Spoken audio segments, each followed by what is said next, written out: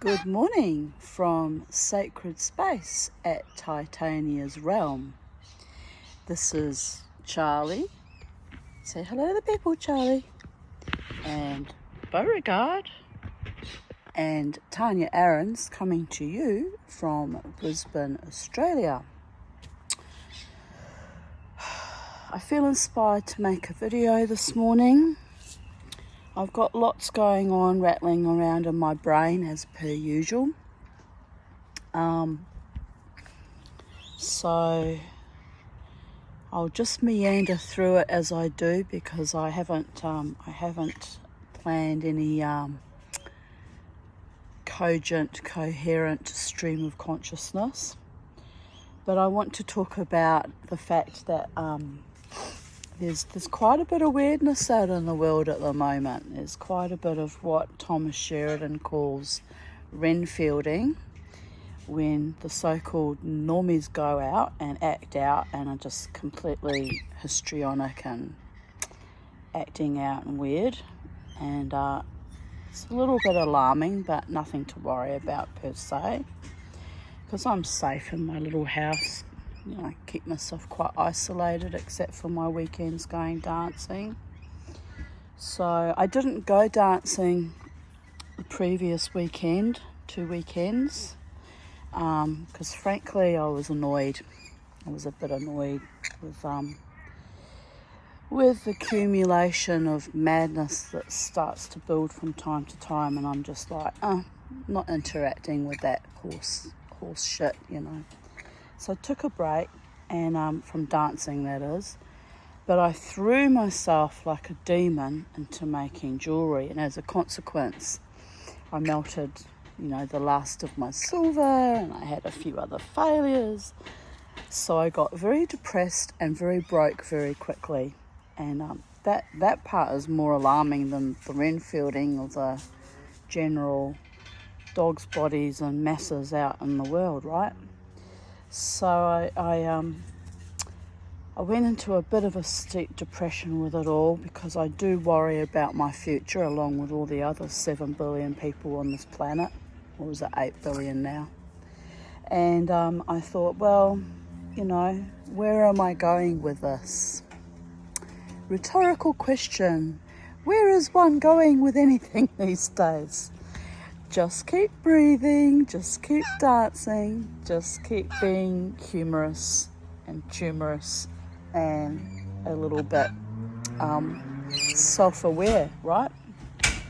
Here's my birdie. So Passover's coming on the 5th of April, and Easter's coming probably, I don't know when Easter is, to be honest. I don't actually follow any of the holidays anymore because they lack any great significance to me, given that I sit here on my own in my little house with my bird and my dog in isolation. That generally keeps me safe, but does get a bit depressing at times. And all the neighbours are frantically packing. You hear thumping behind me. Frantically packing to go on their little Easter trips, which is good. They're giving their children a childhood, and that's how it should be. So they're all off. So then I'll be sitting here with silence all around me, which sometimes is actually quite lovely, and other times it's an oppression that is crushing and a little bit difficult to deal with, depending on my mood on any given day. So there is that. But anywho, so last week wasn't feeling too great, but I was pushing through it, with my silver shenanigans, and had a lot of fun with it. Made a couple of things that, turned out quite interesting. I'm yet to make into either pendants or earrings, because they were quite heavy chunks of poinciana seed pod things that I threw the silver in, just to see what they'd come out like. And they cleaned up okay, but I think they might be too heavy to wear as earrings, because they're quite solid little chunks of 0.835 silver, the German silver from the little German chains I melted. So I'm still thinking about what I'm going to do with those. And I also was quite busy during the week, the last few days even, making, as one of my muses on the Women's Metalsmith Collective suggested I carve wax rings and make signet rings out of wax. And, these suggestions are all really wonderful, but they involve me spending more money on more tools and more equipment and going off on little tangents instead of channeling all my energy into one thing, perfecting it, and then moving on. But I'm pretty good at casting now. The only problem is I run out of silver and I'm having trouble with my Yoda pendant. I'm trying to make another Yoda pendant as a birthday present for my friend, and his ears just keep not forming. And it's insane because I've made them perfectly before. I've got one pendant, so it's doable, right? And I don't know why he keeps failing. And every time he fails, I'm wasting a lot of silver and getting myself rather fraught and upset. So, shake it off, we're going to shake it off. Shake it off. So anyway, the last few days I thought, well, I'll do something that doesn't involve burning off lots of silver and wasting lots of money. So I carved a wax ring, which I'm quite happy with how it's turning out so far. I mean, it's my first attempt, so, it's not perfect. So anyway, so I've been working at that in the last few days. And anyway, Friday comes, that was 2 nights ago. And I thought, time to go dancing. I actually was riddled with a really kind of agitated, irritated, kind of underlying, furious kind of type anxiety. And I was like, I don't know if I should go dancing when I'm in that headspace. It's not good. Get angry with the idiots, and there's an awful lot of idiots that come out usually on a Friday night. They usually gravitate towards me. So I was a little bit worried about that. But anyway, I rang my friend Lynn and she said to me, I've been out to the shopping centre today and everyone's in a lovely mellow mood. This is in Capalaba where she lives. And I thought, that's a good zeitgeist, a good measure to know that everyone's in a mellow mood. So I'll probably be all right going dancing if everyone's mellow, right? So I thought, anyway, I haven't been for a couple of weekends and I need to dance. Like, physically, my body needs to dance. I get very tired from dancing. It knocks me off my feet literally for a few days, but I need the exercise. So I thought, all right, off we go. Soldier on, like a crazed warrior banshee goddess in the night. So on went a corset and my lovely sort of tutu-looking skirt and my boots and my fishnets and full makeup and jewellery and full regalia I went. When I go out in a full regalia, look out, because I'm overcompensating for my anxiety. And I'm on a mission and I've got my Viking axe to grind. So anyway, the regulars love it when I turn up dressed like that. They're used to me now. I've been going there for 12 years. So I rock up at the Treasury Casino and claim my spot, as I do most Fridays or Saturdays, but usually on a Friday. Claim my spot, look up, and it's my favourite band was on, which I knew they were playing, so I was happy about that. Alter Egos, love those guys. And what's lovely about them is that the bass guitarist and I ham up to all the songs and pretend flirt, because he's a married man, and we just pretend and we have a lot of fun being silly. And it's harmless fun, and then I go home exhausted at the end of the night, like I do after every band that plays, So anyway, off we go. He's winking at me and I'm winking back. We're having a lot of fun. And I tell you what though, people were genuinely mellow on Friday night. I was expecting a little bit more aggression and kind of friction and, I don't know, unease. But no, the people were genuinely sweet. And one woman came up to me, very attractive, short lady. I think she was Papua New Guinea, but very attractive, slim, petite, and just randomly came up and threw her arms around me and cuddled me and then said, "I love you." And I was like, "Oh, isn't that sweet?" You know, drunk people in the night. But she was genuinely heartfelt. It was very sweet. And then I made friends towards the end of the night with another lady who was from Papua New Guinea, who said that she only goes out once or twice a year because her husband doesn't like her going out on her own. And she said, "Oh, my son is 18 and my daughter's 12. And I said, "Well, you need to go out more regularly than once or twice a year because you need to reclaim your life as a woman and independence." And I said, "Look, here you are sitting with a woman chatting." And it was quite funny because I said, to by and large, when you go dancing, I said, you end up mostly, making friends with other women and sitting with them or dancing with them.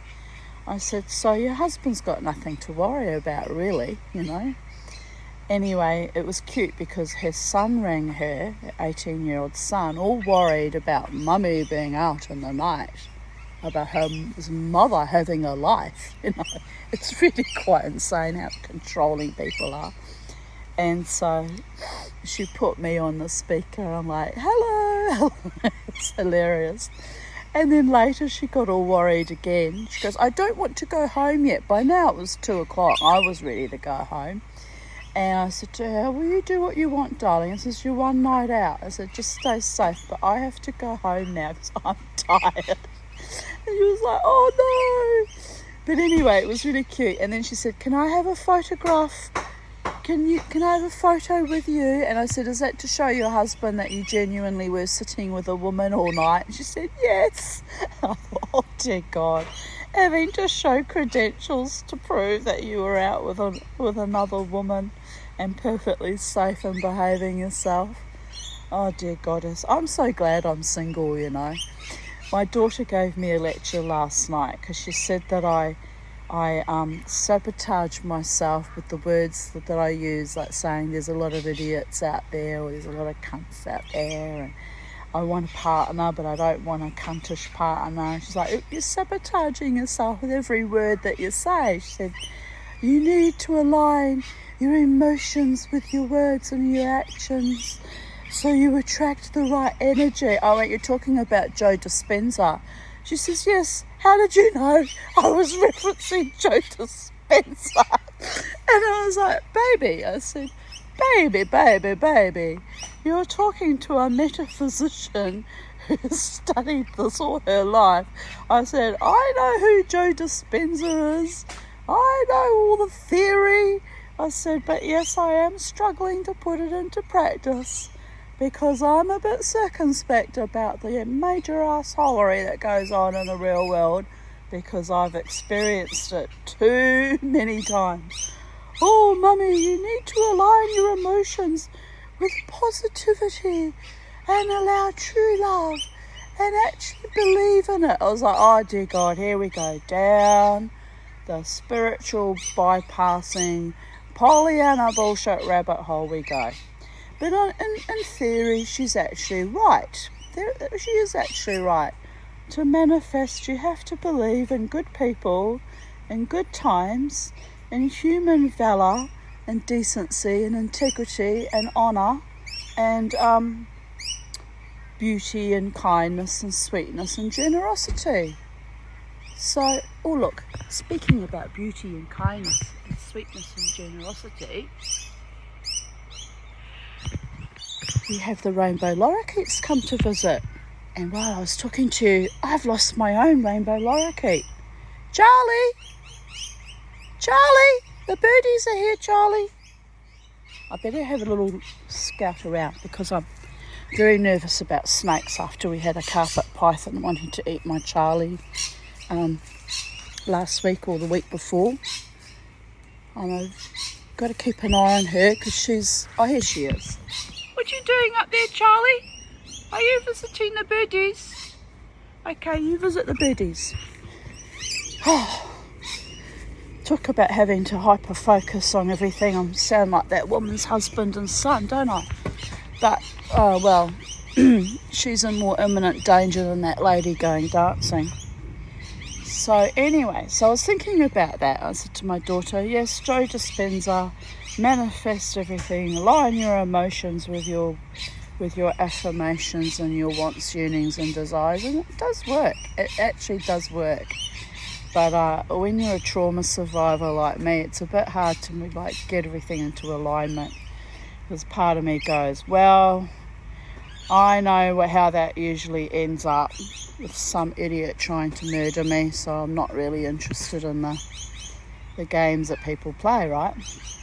So anyway, but on another note, so I go dancing on Friday night, as I said, in full regalia, in full primal, powerful, Lilith type energy.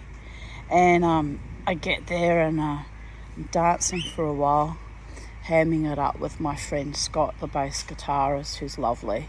And he really is genuinely heartfelt, lovely young man, you know. So why aren't there more people like him in the world?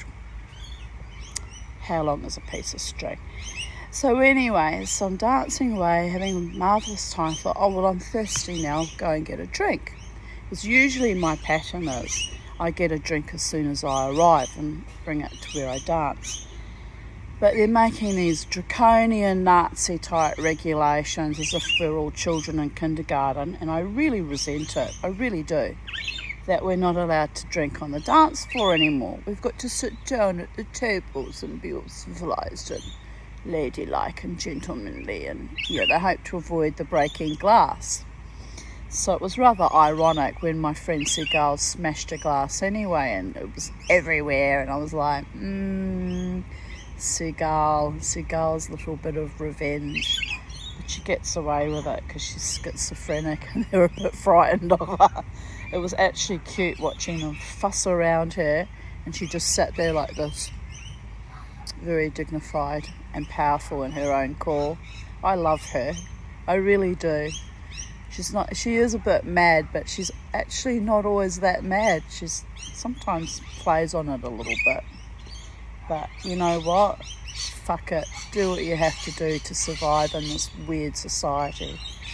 But I think she did hear me say, look at the Nazis stopping us from holding onto our drinks while we dance. I said, I hate it. I think that's partially why that glass got dropped very emphatically later on.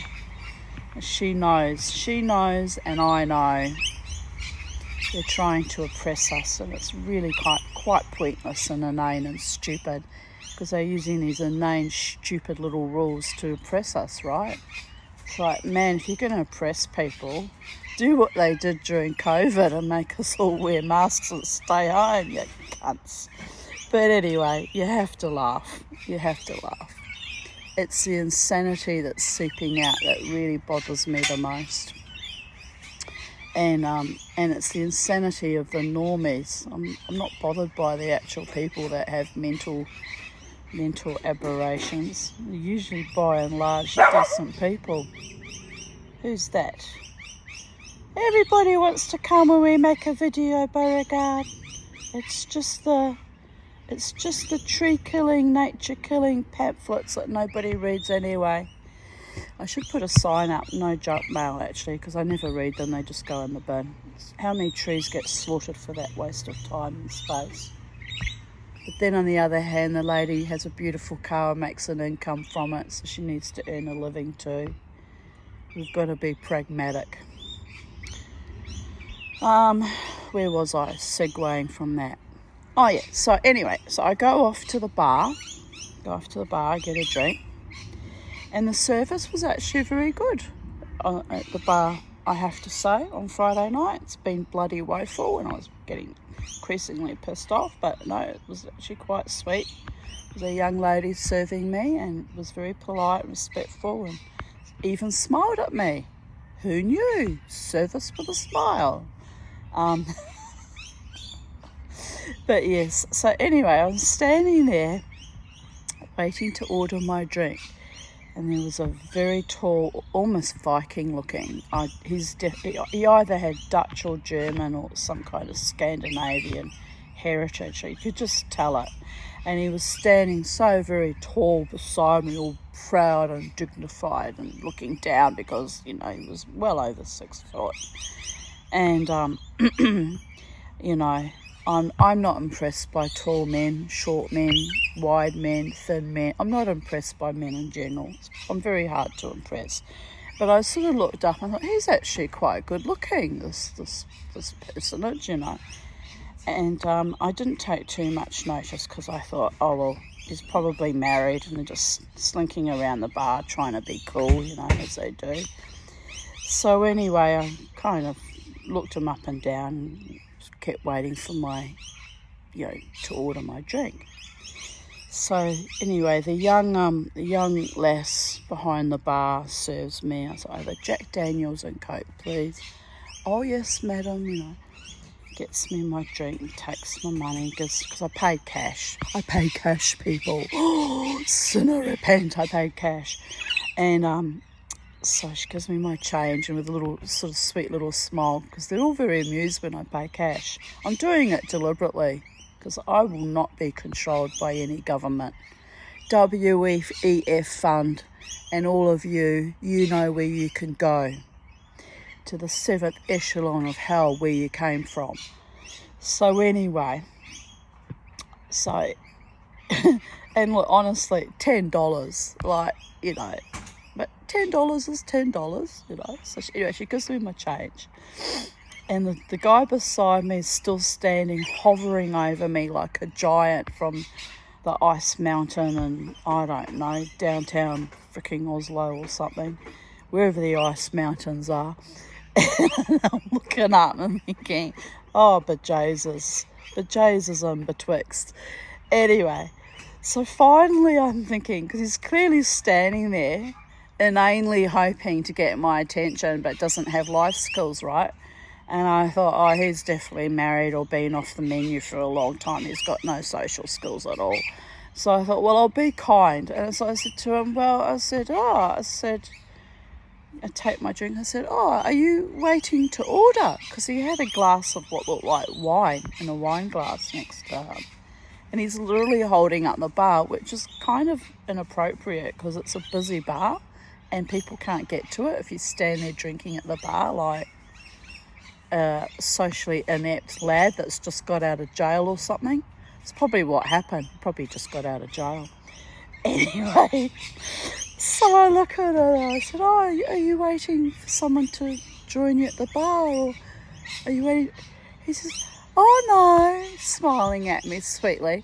I'm just chilling like a villain. So anyway, I looked him up and down and thinking, oh, well, that's a bit interesting, isn't it?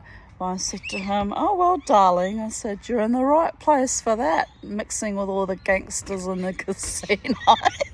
And I flounced off back to my spot. And even he kind of had to laugh.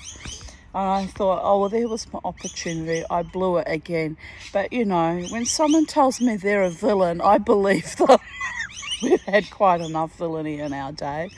So I go over and I said to Narina's acquaintance that I dance with regularly, I said, see that gorgeous man over there? She says, yes. I said, he's absolutely gorgeous. I said, but I just blew it. She said, what did you do? I said, I didn't do anything. That's how I blew it. And she said, what did he say? I said, he's chilling like a villain. And she goes, you're an idiot. He was trying to chat you up. I was like, yeah, it's not a very good chat up line though, is it? I said, it's a bit off-putting. Oh, anyway, she was laughing because she's one of these women that really does she often says, I'm going off to hunt for a man, and she goes swanning around the casino, and she's usually back within 5 minutes without anybody. So I was like, all right, darling. She's like, how did you stuff that up, Tanya? I was like, Oh, it's very easy. I said, he's socially inept and has no skills, and I have got a very, very badly twanging radar. And she was like laughing too. But anyway, there was that. Anyway, the night got even more mad at the end of the night, because I went out, as I do, and hung out with my homeless friend. Well, I haven't hung out with her in a long time actually, but I used to regularly hang out with her every single night that I'm out at the casino. So anyway, I saw her Friday night at the end of the night, because I went to get some chips. I was starving, really hungry, and so it's kind of funny, right? I danced for 4 hours, jigger off all the fat, and then I walked to the kebab shop and put all the fat straight back on again. So very counterproductive, but never mind, I'm always like that. And so we're sitting there, I go out and I see Katrina sitting there with this man with her, obviously a friend or a partner. So I sat down with him, I sat on the ground, and oh my God, it was so cold on the ground and I was so hot from dancing. That was a shock to the system, I tell you. So I said to Katrina, I said, oh, I just got slapped like a cold fish, and even she had to laugh. And so anyway, we're sitting down, offering them my chips, and she couldn't have any because she's had all her teeth, the remnants of her teeth taken out, poor love, which is a good thing because they were really badly jagged and awful. So she had them out, and I said, she said it was so extremely painful, and I said, well, it is, but I said, you'll get better now. It's much better without those horrible broken things. So anyway, so we sat there and we were chatting, and of course her friend or partner decides he's madly in love with me, doesn't he? Randomly, as they do, And I was like, oh, here we go, it's on for young and old now. But anyway, he was just so funny and delightful and hilarious that I played along with him for a little while till Katrina got pissed off.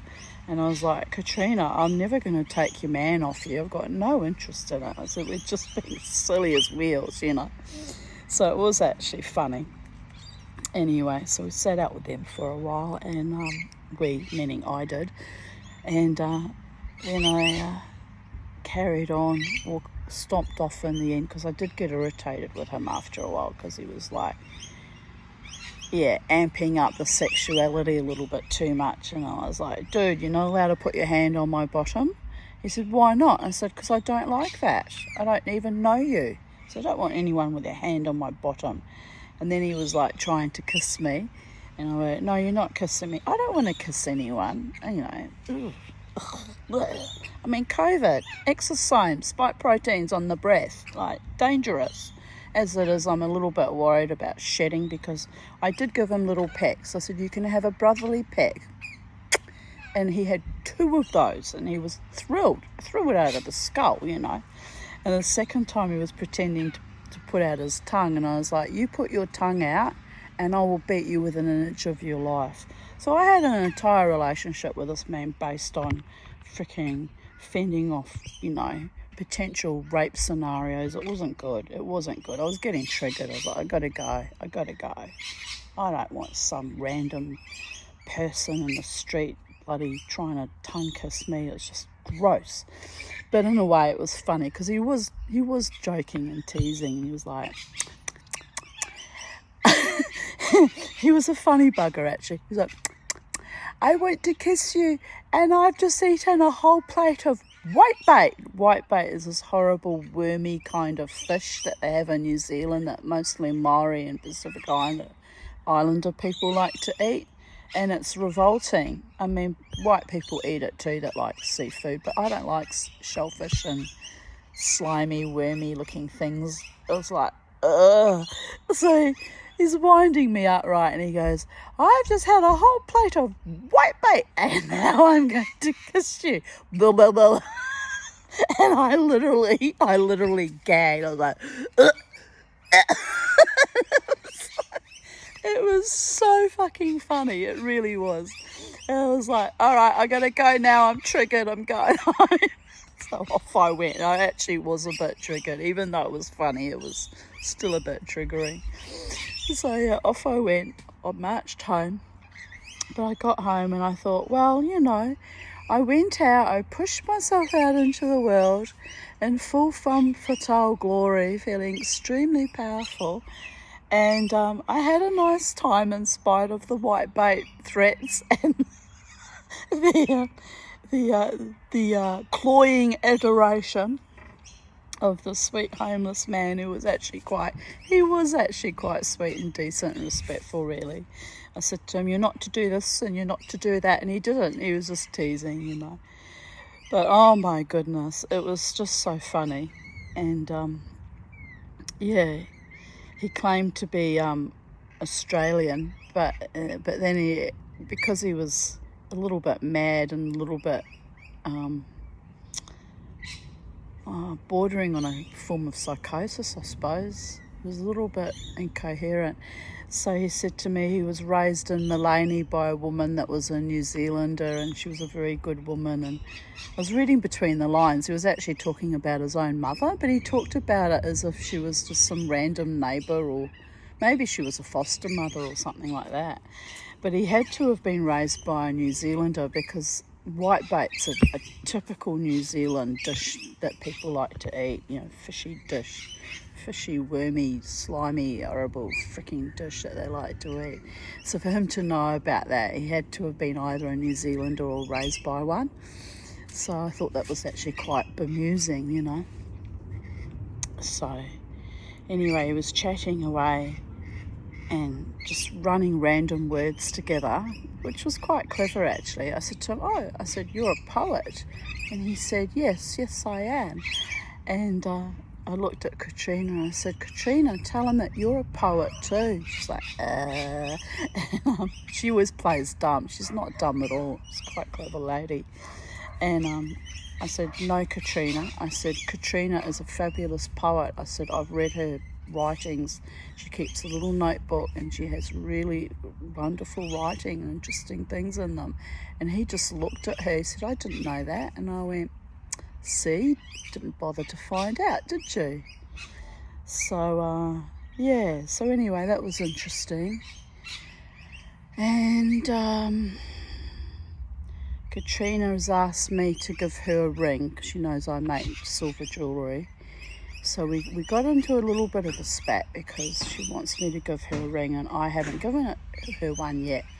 And she wanted me, because she's a little bit off her head at times, she wanted me to take one of my rings off that I was wearing and give to her. And I said, no, you can't have those.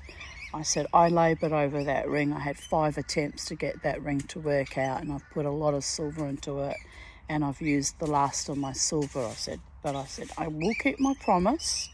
I will give you a ring, and you will get a ring from me. She goes, it might be too late by then. I don't know what she means by that.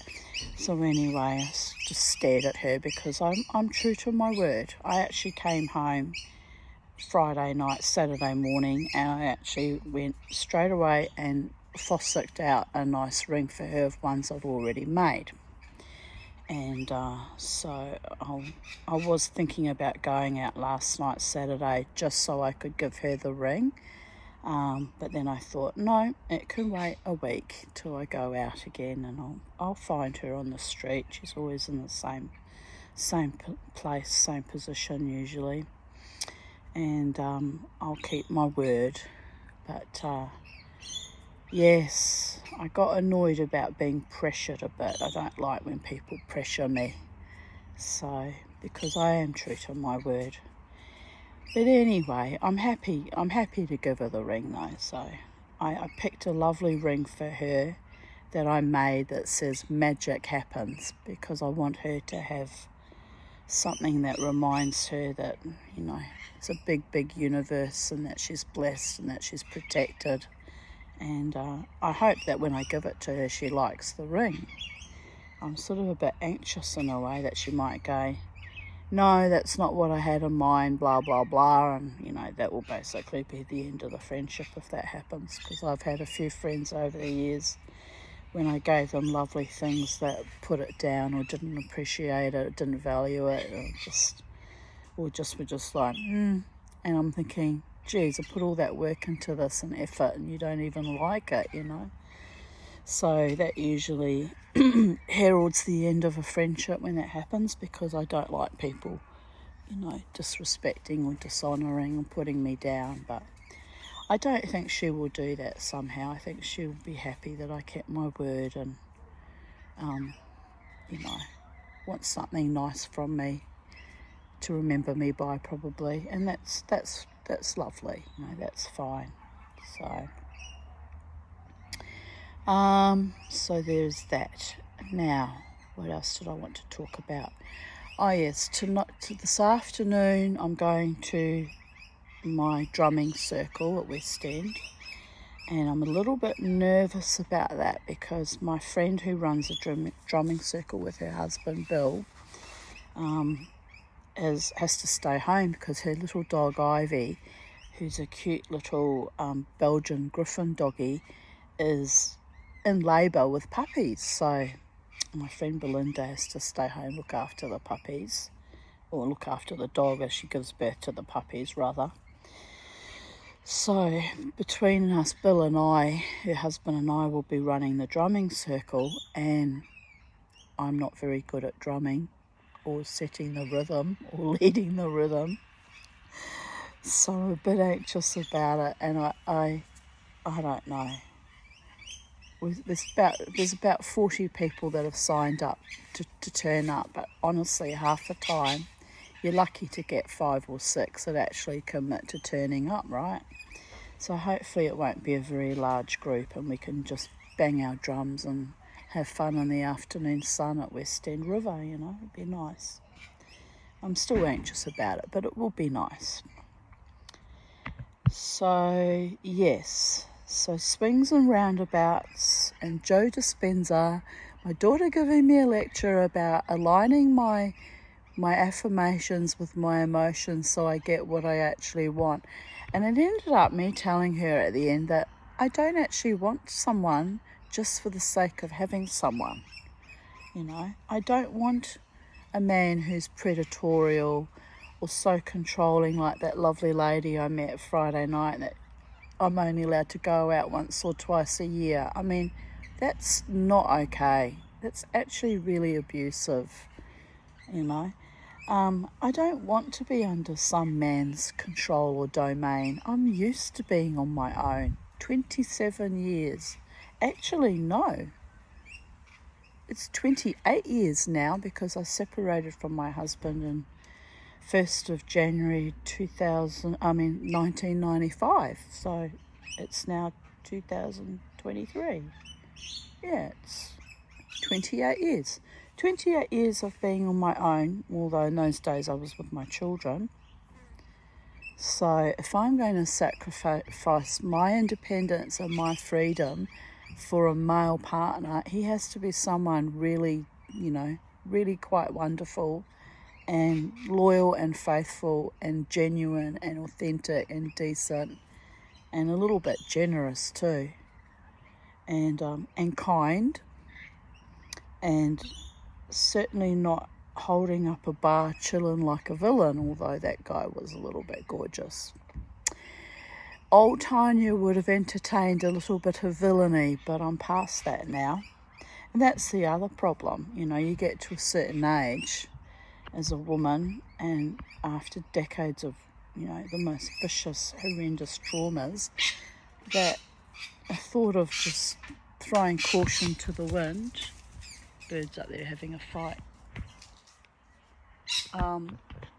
and following your heart and falling madly in love with some complete stranger and risking everything in the hope that they might treat you with moral decency and kindness for the long term, it's a bit humbling and terrifying and not an easy task. So, but gosh, if you look around my garden, the light just changed slightly. It's just must be under some dark cloud. But there's a beautiful light in the garden today.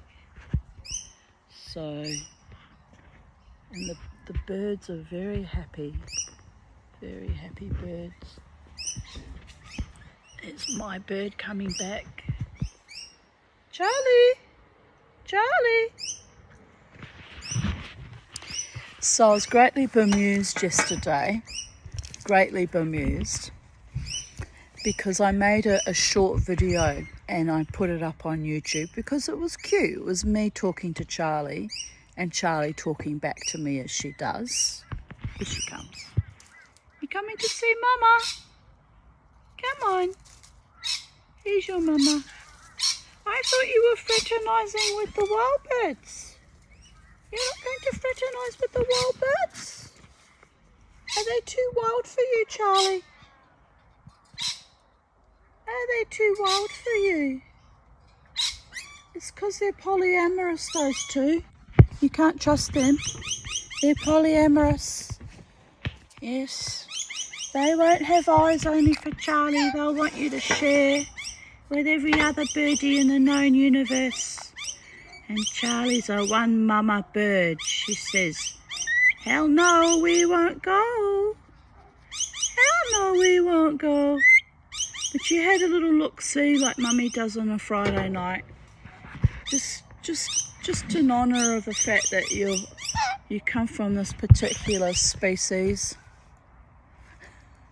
And it pays to keep your options open and live in fantasies and delusions that there might be the magical one out there that's right for you. And so Charlie does it too. Charlie goes out and looks at the wild birds and says, hi wild birds. Hi wild birds. What you doing, wild birds? What are you doing? Anyway, I made this cute little video of her and I, right? Very cute it was, and it was only 2 minutes long, and I looked terrible in it. Because I made it about a month or so ago. I looked terrible in it. I had this like grey dress. It's a hippie dress. It's quite a nice, plain, cotton dress for the heat, little spaghetti straps. But it's grey, which is not really my colour, but, my daughter gave it to me and, it's a nice enough dress just to wear around the house, right? But I'm sitting in this chair and I'm like, the angle of the camera is like focusing on my big fat belly, and I looked obscene. I looked a bit obscene, quite frankly. Just the angle with all the fatness, and I'm just like slumped in the chair. I was going, hello, Charlie. I was so depressed that day. I really was. I looked terrible. But it was such a sweet little, yes, my darling. It was just such a sweet little interaction with Charlie that I thought I'll put it up on YouTube anyway, because I'm nothing if not authentic. I know who I am, and I am who I am. I am that I am. So I even have the tattoo with God's name. I am that I am, because that's how it is, babies. I'm not going to play pretend for anyone. I'll never be a supermodel, and I'll never be a size 10. I'll never be 6 foot tall. I'll never be ordinary or mundane. Charlie, it's too late to be ordinary and mundane, isn't it, Charlie? So anyway, I thought, oh well, I'll throw this video up because it was very cute. It was cute. And I don't know what's happened with the YouTube algorithms, but something or someone has picked up that video, right? Only in the past week. And suddenly, as of today, it's got 535 views, right? And it's been up there for about, 3 weeks or a month, and with hardly any views. And I'm not bothered by that, because I don't do this to have videos go viral. I just put up little things that are sweet and life-affirming and cute, because it makes me happy sometimes when I'm feeling a bit blah with the situation of our current COVID epoch and all the general madness run by the globalists and the elites and the psychopaths of our world. It's cute to have a little video of your bird going, ha ha, we're still alive and we're happy and we're defiant and we're going to thrive whether or not you watch our videos or not, right?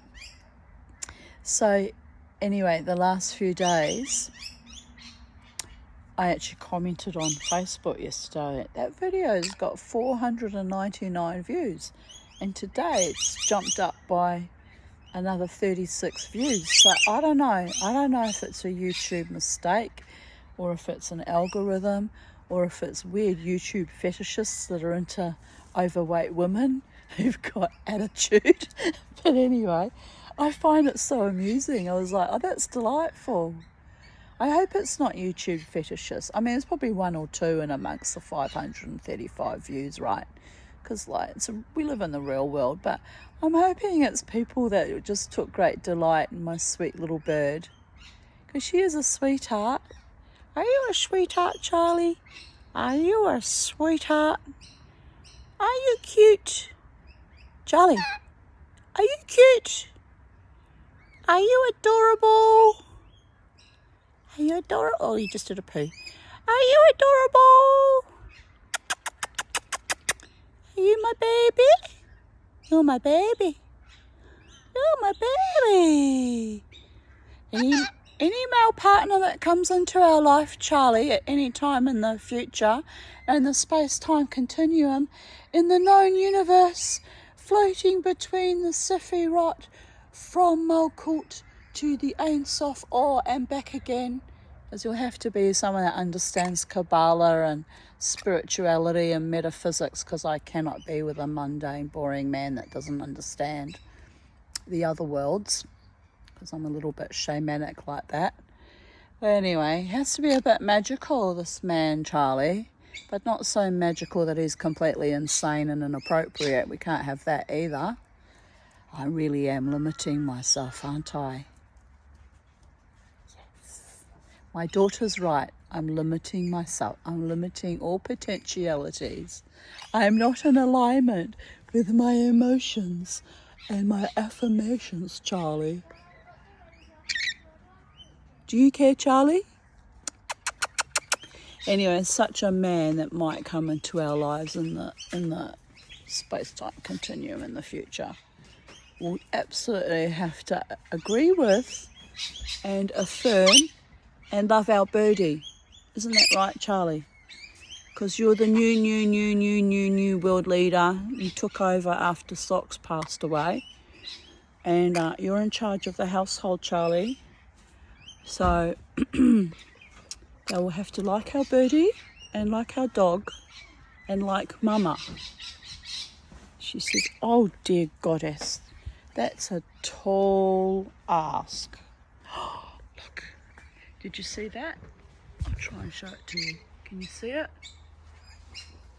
It's a pale-headed rosella just flew in. Pale-headed rosella. Wonder if that's a sign. Probably not. I take it as a sign when the king parrot comes to visit though, because he's so gorgeous. He actually came and sat next to me at my back steps last time and had a little non-verbal birdie telepathic chat with me. It was delightful. He was the most spectacular bird, and he's been flying over my head with his mate in the garden, swooping over me and actually touched the top of my head with his feet, like a little birdie num in joke, right? It's like ding, and then the next thing I know, he actually sat next to me, right beside me, and chatted to me. It was gorgeous. But I haven't seen him for a while, that bird. But they come past from time to time in the neighbourhood. They must go on some sort of circuit of territory around the neighbourhood. But yes, it's all very lovely. Oh look, the sun's come out. It's all bright again. Look at that. So, that's my video.